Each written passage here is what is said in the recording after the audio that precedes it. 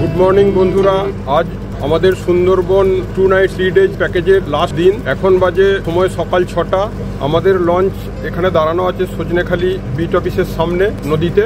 এই লঞ্চ থেকে আমরা একটা ছোট স্পিড বোটে করে এখন সজনেখালি স্যাংচুয়ারিতে যাব। সেখানে গিয়ে আমরা আজকে ওই স্যাংচুয়ারি দেখব, তারপর আবার লঞ্চে ফিরে আসব। এখানে লঞ্চে ফিরে আসার পর ব্রেকফাস্ট করার পর আমরা যাব সুধন্যখালি।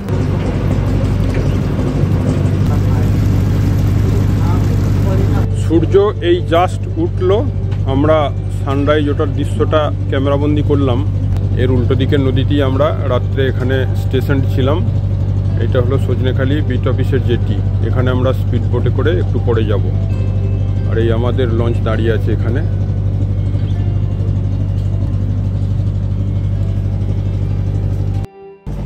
আর দূরে প্রচুর নৌকা দাঁড়িয়ে আছে ওই নদীর তীরে। জুম করে যতটা দেখানো যাচ্ছে দেখাচ্ছি। এখন লাইন দিয়ে নৌকা আছে। হালকা হালকা শীত, খুব একটা বেশিও নয়, কনকনে ঠান্ডাও নয়, আর গরমও লাগছে না। একটা দুর্দান্ত ওয়েদার। এইটা হলো সুন্দরবন বেড়াতে আসার একদম বেস্ট সময়। সূর্যের আলো উঠতেই একটু আগে দেখানো কুয়াশা মাখা বোটগুলো কিরকম সোনালি রোদে চকচক করে উঠলো আপনাদেরকে আরেকবার দেখাই। দেখুন কি সুন্দর অপূর্ব সেই দৃশ্য। এখানে এই যে পাখিরালয়ের টুরিস্ট লজ আছে প্রচুর, সেখানে এরা রাত্রিবাস করে। তারপর সকালে এই সজনেখালি স্যাংচুয়ারিতে গিয়ে ঘোরাঘুরি করে। তার জন্য এইগুলো বোটগুলো এখানে রাখা আছে রাত্রে। প্রচুর বোট আছে, অন্তত প্রায় 30-40টা বোট আছে। আগের দিন সন্ধ্যায় আমাদের গাইড মহাশয় সবাইকে বলে রেখেছিলেন পরের দিন সকালের সাইট ভিজিট অর্থাৎ সজনেখালি বিচ অফিসে যাওয়া হবে সকাল 6টায়। সেটা শুনে সবাই ঈষৎ বিরক্ত হয়েছিলেন, কিন্তু এত সকাল সকাল ওঠার ফলে কি সুন্দর একটা সূর্যোদয় দেখা গেল সুন্দরবনের বুকে, সেটা তো সত্যিই কোনোদিন ভোলার মতো নয়।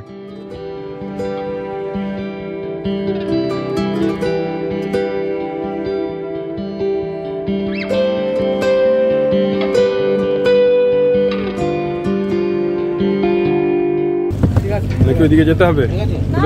সবাই যে যার নিজের জায়গায় বেছে নিচ্ছে, আমাকে এমনি এদিকে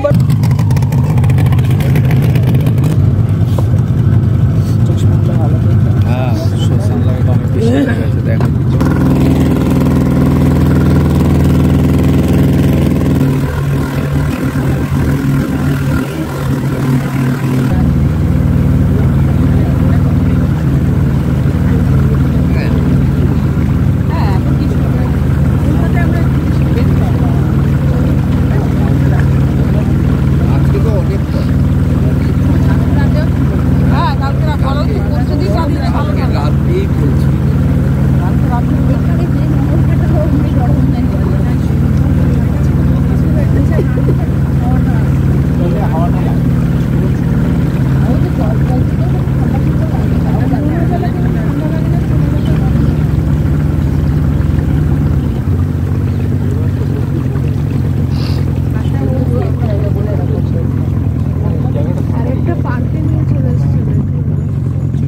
পাখিরালয় সব লজে থাকার, হোটেলে থাকার ইয়ে দেখো সব টুরিস্ট এগুলো।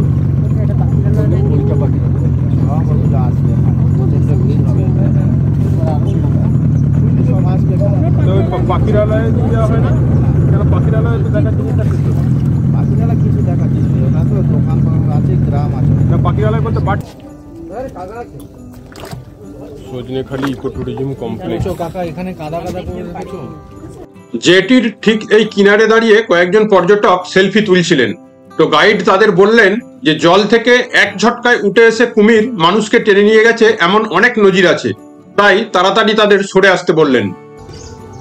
আমরা চলে এসেছি সজনেখালি ইকো ট্যুরিজম কমপ্লেক্স। এই যে তার গেট। এবার গেট দিয়ে ভিতরে ঢুকছি।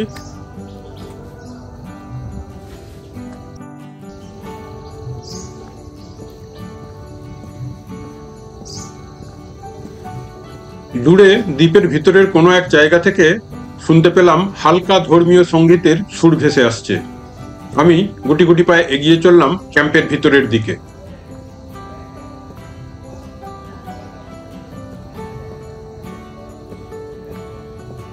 এটাই লেখা আছে সুন্দর চিতল পর্যটক আবাস সজনেখালি।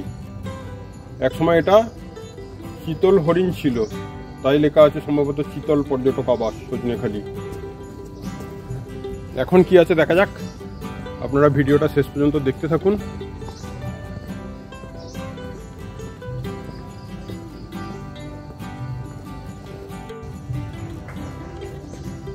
এই বিল্ডিংটা সজনেখালি টুরিস্ট লজ।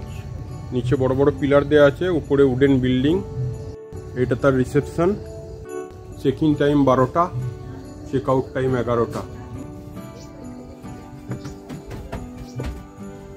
এটা WBTDCL এর। আপনাদের এখানে বুকিং কি ওই অনলাইনে করা যায় WBTDCL অ্যাপ থেকে?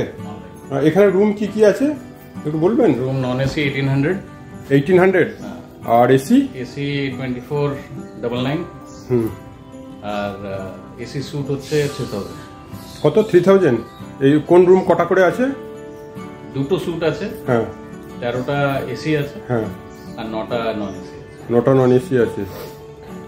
এটা কি আপনাদের ওই যে তলায় দেখলাম সিমেন্টের পিলারের উপর পুরোটা উডেন বিল্ডিং? উডেন। ঠিক আছে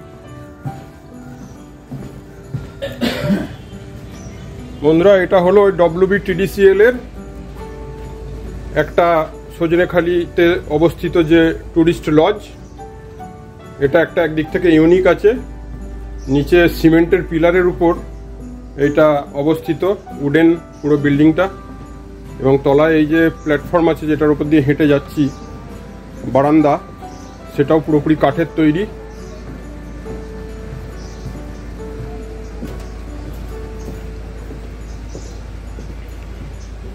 এখানে কিন্তু অনেক ঘর আছে। একটা দ্বীপের মধ্যে অবস্থিত হলেও এসি, নন এসি এবং স্যুট মিলিয়ে প্রচুর ঘর আছে। আপনারা যেভাবে WBTDCL এর অ্যাপ থেকে বা ওয়েবসাইট থেকে অন্যান্য জায়গার হোটেল বুক করেন, সেভাবে সজনেখালির রুমও বুক করে এখানে বেড়াতে আসতে পারেন। জায়গাটা খুব নির্জন এবং সুন্দর।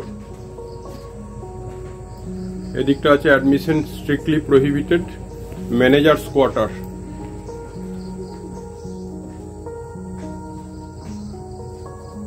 এটা হলো ম্যানেজার্স কোয়ার্টার, এই সাইডটা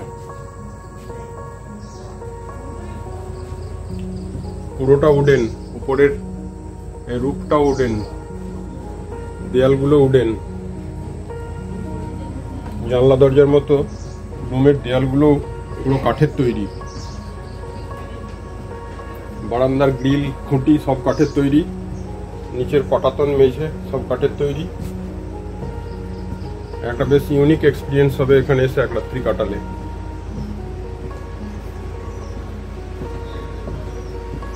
আশেপাশে প্রচুর বানরের দেখা পাচ্ছি।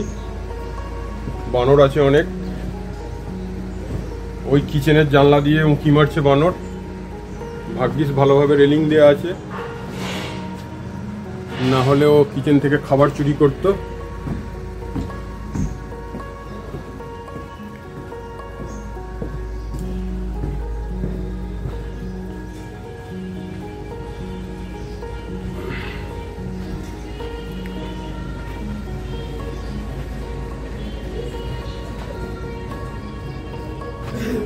Check in time 12, check out time 11। এইদিকে আর একটা লাইন আছে, টুরিস্টরা দাঁড়িয়ে আছেন সব, যারা এখানে আছেন সেম। এখানে একটা নেমে যাওয়ার ওঠার গেট। বেশ একটা ইউনিক এক্সপিরিয়েন্স এখানে থাকাটা।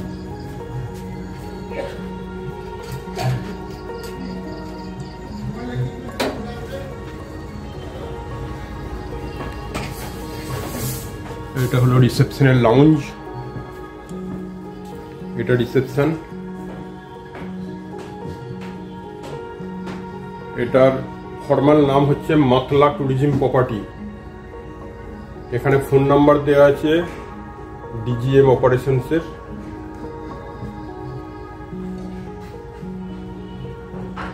ওয়েস্ট বেঙ্গল ট্যুরিজম ডেভেলপমেন্ট কর্পোরেশনের মাতলা ট্যুরিজম প্রপার্টি সজনেখালিতে অবস্থিত। এটা অনলাইনে ওয়েবসাইটে গিয়ে কিংবা অ্যাপস থেকে বুক করতে পারবেন। এখানে সোফা আছে বসার জন্য। ম্যাপ অফ সুন্দরবন, এখানে একটা সুন্দরবনের ম্যাপ দেওয়া আছে।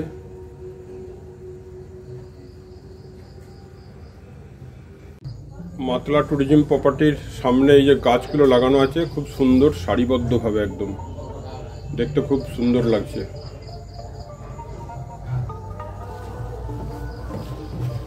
মাতলা ট্যুরিজম প্রপার্টিটা দেখা হয়ে গেল।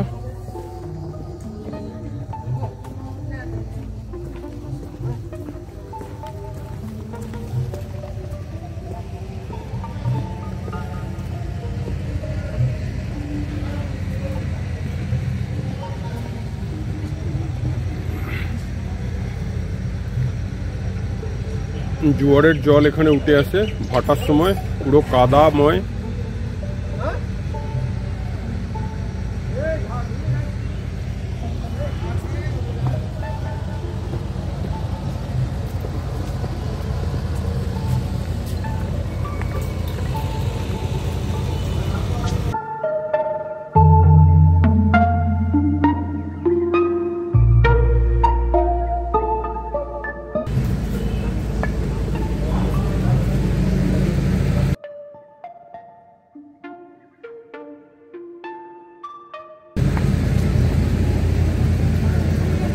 ও কিচেনে হামলা করেছে, ছবি তুললো।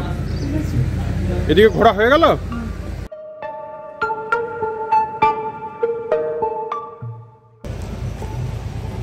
সামনে একটা টাওয়ার আছে, গিয়ে দেখা যাক টাওয়ারে উঠে কিছু দেখা যায় কিনা।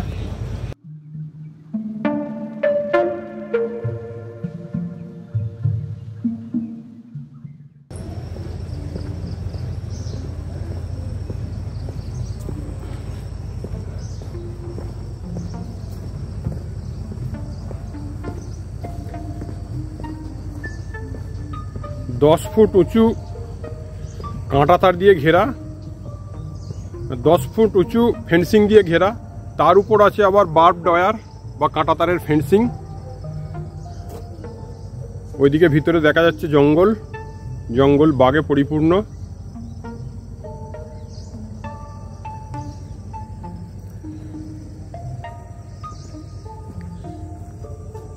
ওইখানে আর একটা কনস্ট্রাকশন তৈরি হচ্ছে, সম্ভবত কোনো কিছু লজের এক্সটেনশন হবে, ব্রিক বিল্ড।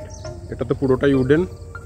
আর এই যে দেখা যাচ্ছে ওয়াচ টাওয়ারটা, ওয়াচ টাওয়ারে এখন গিয়ে উঠবো।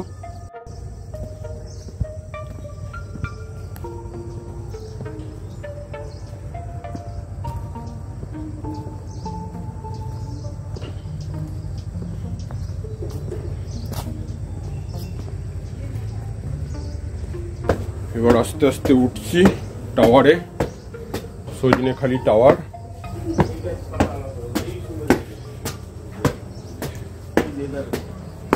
কালকে রায়মঙ্গল নদীর ধারে টাওয়ারে উঠে দারুণ লেগেছিল, যেহেতু উল্টো দিকে বাংলাদেশ দেখা যাচ্ছিল।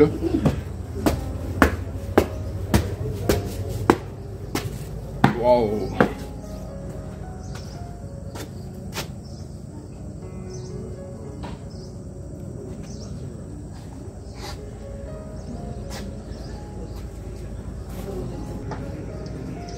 দুর্দান্ত লাগছে সিনটা। উপরে সূর্যের আলো, ক্লিয়ার স্কাই আছে, আর নিচে এসে ম্যানগ্রোভ অরণ্যের উপর পড়েছে। সারা রাত্রের শিশির পড়া অবস্থায় গাছের গায়ে জমে থাকা জলগুলো বাষ্পীভূত হতে শুরু করেছে। একটা উপরে কুয়াশার মতো লেয়ার পড়ে আছে, দারুণ লাগছে। আমি জুম করে কিছুটা দেখাচ্ছি।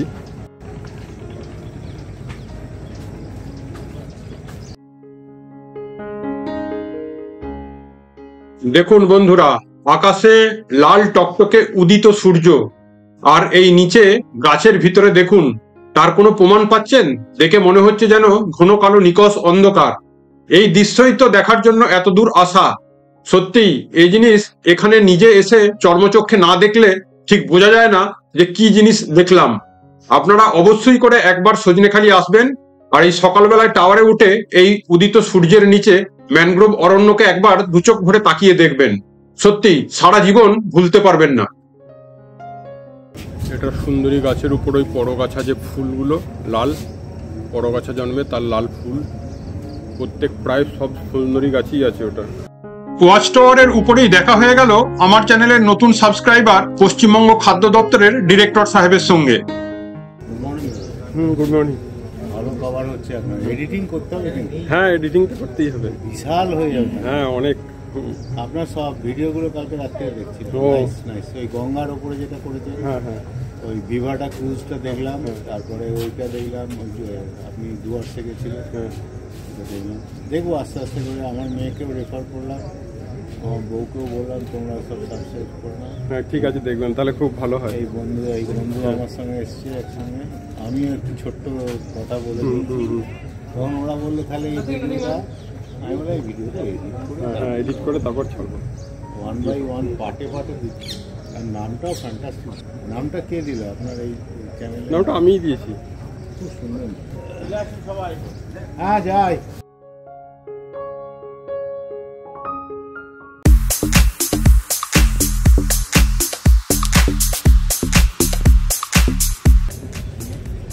Hello. How are you? Hello. Look at me. Full family বসে আছে এরা।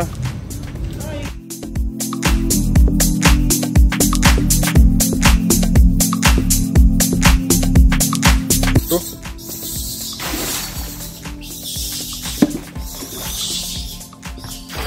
দাদা, এই পুকুরে কি মাছ আছে? এগুলো তাহলে সব খাবার হয়ে যাবে নাকি? রুটি স্লাইস সব মাছে খেয়ে নেবে। হঠাৎ দেখতে পেলাম পুকুরের পাড়ে একটা পেল্লাই সাইজের মনিটর লিজার্ড। আমাকে দেখে জলে ঝাঁপ দিল সেটা। তারপর দেখলাম একটা নয়, মনিটর লিজার্ড অনেকগুলো আছে সেখানে। বাবা, উল্টো দিকে ঝাঁপ দিয়ে পড়লো।